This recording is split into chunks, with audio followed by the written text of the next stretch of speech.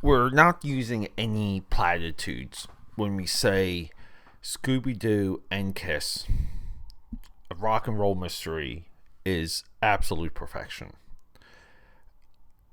On every possible level, even the level of, I'm not just speaking of execution, but I'm speaking of design work, storytelling, what Kiss is, what Scooby-Doo has become, what the idea of a crossover and what to expect from a crossover. All of these and much more is perfected with this animated feature that really deserves your attention. It deserves adulation from the entire industry, but it never got it, and it doesn't have it. So let's talk about it. For the 31 Days of Dread, if you have some youngins, you can introduce them to the ideas of horror, the ideas of a mystery, the ideas of thinking big. All of that is here. So let's get through that intro and rock and roll.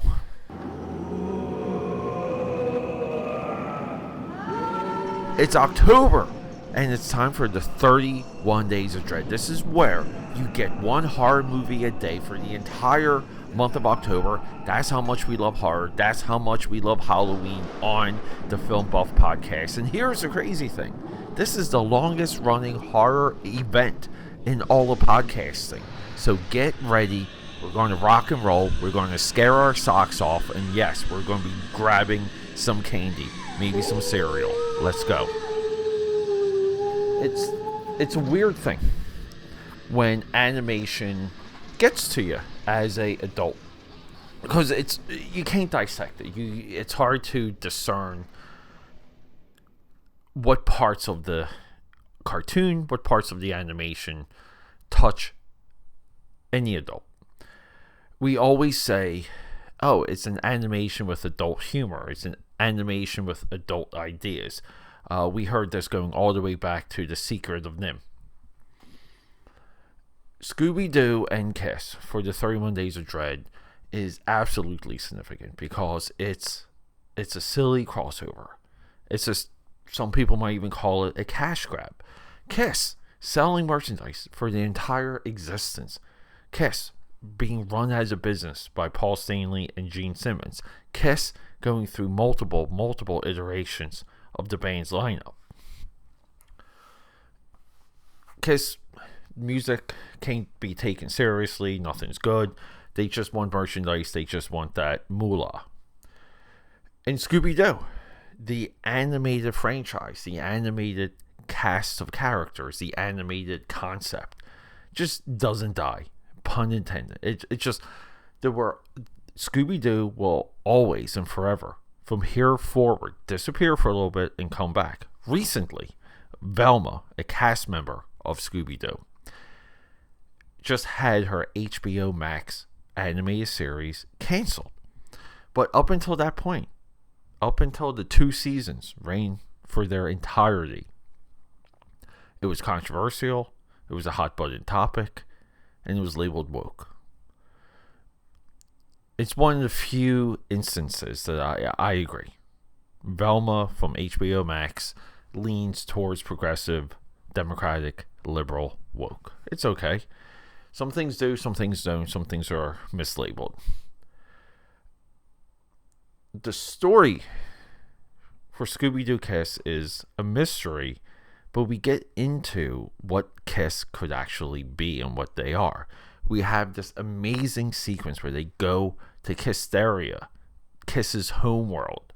These are fictional positions that someone, even the Kiss movies from way back, Phantom of the Park, I'm talking to you if you guys aren't familiar with that one. The Marvel comic books work, remember, Kiss first appeared in Howard the Duck, I believe issue 12, then later got its not graphic novel, magazine edition, where the ink had the bloody Kiss. It was a giant publicity. But even Marvel Comics. Later, Kiss Psycho Circus, which is a fantastic album. That was their comeback album.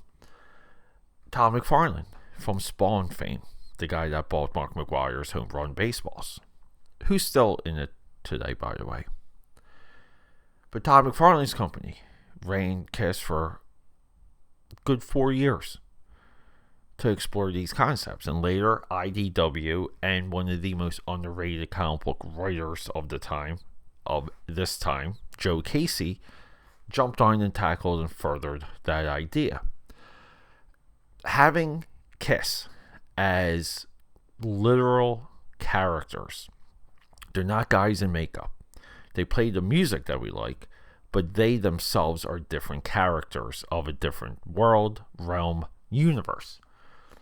This is an idea long played with, just through the fiction of what the band could actually represent. We haven't really seen that in any other band. Like the Beatles, for example, for Yellow Submarine. Like they're still the Beatles. They're never not the Beatles. KISS is different.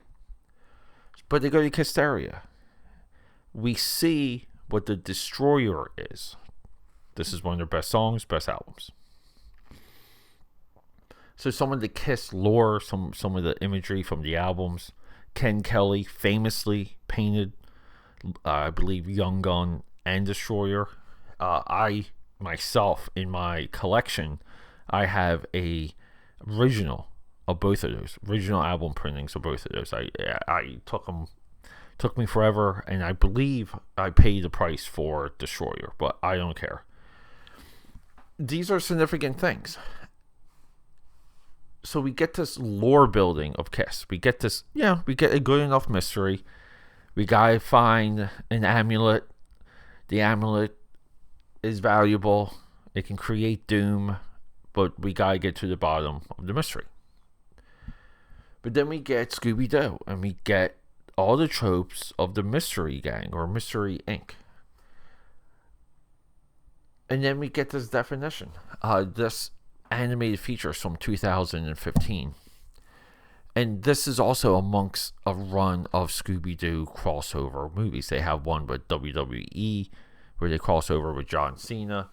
They have another one. I was considering including that. A Batman, Brave and the Bold Scooby-Doo, which seems to be a perfect pairing. And Scooby-Doo as a franchise has had success with live action. M. Night Shyamalan from here in PA, he wrote that first movie. I believe he may have even did the story credited for the second movie. And then we have this other animated CGI called Scoob, which is down the memory hole. I'm looking for words to describe how quickly Scoob came and went. And Scoob is an origin. We see how Shaggy meets Scooby-Doo. The time that Scooby-Doo has wrestled in the culture, it's so significant. It's significant because it has outlasted what was insanely popular, more popular at the time. Something like the Flintstones, something like the Jetsons. The Flintstones, really got their chance with the live action Emblem Entertainment. McDonald's co-promoted. We're premiering the McRib promotion. That it's still in the hearts and minds of a lot of animation fans. But Scooby-Doo has outlasted all of their contemporaries. Scooby-Doo has become transitional with Velma. Like all this stuff. And then we get this feature just kind of in the mix of the KISS arc and the Scooby-Doo arc. Just resting, floating in the middle of both of those franchises. It's a loving story. It's a story that builds on the lore of KISS. It has all of the Scooby-Doo tropes that we want in there. We have the gang wearing KISS makeup. We have Scooby-Doo in KISS makeup. If that isn't enough of a fun curiosity for you, not much will ever be. at that point. You have to reflect on yourself and maybe take a step back and learn to enjoy things. I don't know how much more I can recommend this. I love the character design for this. I love the effects. I love what the entire production team was able to do, especially when they go to Hysteria. It's one of the best animation sequences of date. I would put their journey into Hysteria as a top 10 sequence. Easily. So here's the wild thing. To my point earlier. This appealed to me. This just brought fun. It just brought like some joy. It got my heart racing, my heart pumping. But it just made me feel good watching this. And a lot of times that happens when things are really well done. It's like something works on a subliminal, subconscious level. But when it happens with animation, when animation affects adults, I feel like that's a little bit of the mystery of the product, of the process. And when it affects you, and when it's there, you become the champion for something. And that's what I've done with this, and I can't really describe it.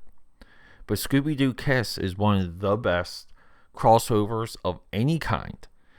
And it's one of the best straight-to-DVD, straight-to-video animations I've seen in a long time. From two giant ongoing properties that have already fought off and stood the test of time. It's amazing. This is available right now on Amazon Prime. But if I to further some criticism and commentary, this should be available with a HBO Max subscription, which it's not. All of these should be available on Max.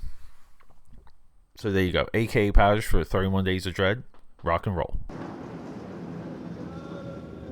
AKAPADers, thank you for joining me for another episode of the 31 Days of Dread. We have been dedicated to horror for a long time on this feed, on this podcast. If you guys want to know more about everything we do here, go to akapad.com. From there, you can navigate to the 31 Days of Dread. We have a dedicated landing page that goes through all the years of the 31 Days of Dread, and we also have a directory that jumps you to any movie that we've done. So you can just look up the movie by name, you can go to the directory, it's all alphabetical, and you can just explore. And that's the intent, and that's why we're so into the 31 Days of Dread, because no one's done this. No one has put this much time, this much thought and effort into American horror and international horror, and we love it.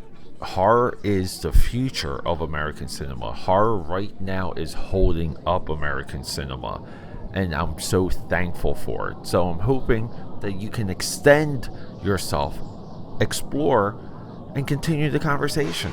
akapad.com. Thanks, guys.